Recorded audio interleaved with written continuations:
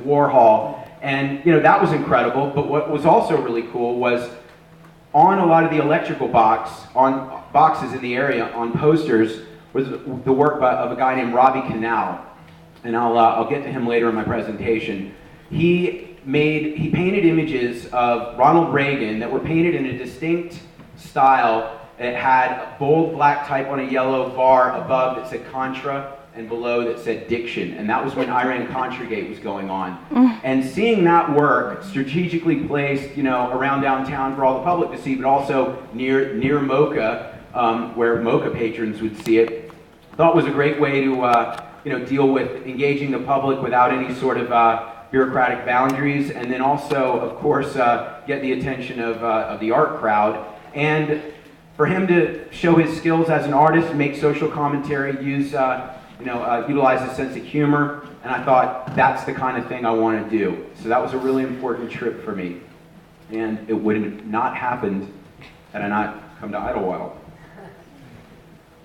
So what I have behind me is a really, really terribly crude sticker that is embarrassing in just how primitive it is. But it's sort of the foundation for everything that I've done, not everything, but a lot of what I've done for the last over 20 years. I submitted my portfolio from going to school here to the Rhode Island School of Design, got into that school, and the summer after my freshman year of art school, I was working at a skate shop, making a bunch of homemade bootleg punk and skate t-shirts, so I'd have one for myself and 3 more to sell to friends. And working on all the graphics for the shop. It was called The Watershed. The team was called Team Shed. A friend of mine saw me cutting stencils and said, "Oh, I want to learn how to do that." And I flipped through the newspaper to find an image for him to practice on. Saw this ad for Wrestling with Andre the Giant and said, "Yeah, why don't you make a stencil of this?" And he said, "No way, that's stupid. I'm not doing that." And I said, "What are you talking about, man? Andre's Posse's taken over. Team Shed is played out. It's done." And there were like 10 people in Team Shed, which was not nearly exclusive enough. If you know the skateboarder mentality, it's old in 5 minutes. You got to have secret handshake to everything. And if a band sold more than 5 tapes, they're a total sellout. I was like, man, Andre's Posse. When people ask, we'll say, "Sorry if you don't know. If you're not down, I can't tell you. It's all top secret." And so he sort of got enrolled in that idea. I made the sticker really quickly, made a proof sheet at Kinko's, ran a couple hundred off, gave them to our very small group of elite people, and so not elite at all, and put them on stop signs, put them at skate shops. Used my fake ID from Idyllwild to go to the clubs, the punk clubs, and put them in the clubs, even though I was underage. And the next thing you know, the local indie paper ran something saying, with a picture of the sticker saying, anyone that knows what the Andre the Giant Has a Posse sticker campaign is about wins tickets to the living room show of your choice. That was a punk venue in Providence where I saw Bad Brains, Jane's Addiction, the Ramones, Danzig, Suicidal Tendencies, Primus, lots of good stuff. And man, did I want those tickets, but I didn't want to let the cat out of the bag. So I went there and I left some stickers in an envelope and said, "Sorry, I can't tell you because that would spoil it, but here's some stickers if it's any consolation." And then next week they ran that and said, "Still no answers, no one gets the living room tickets, but now we have a handwriting sample."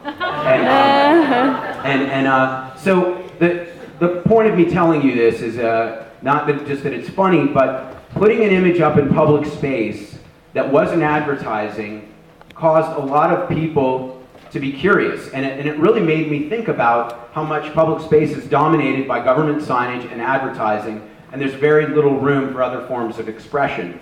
And so even though I started this thing as an inside joke, I started to think a little bit more seriously about it.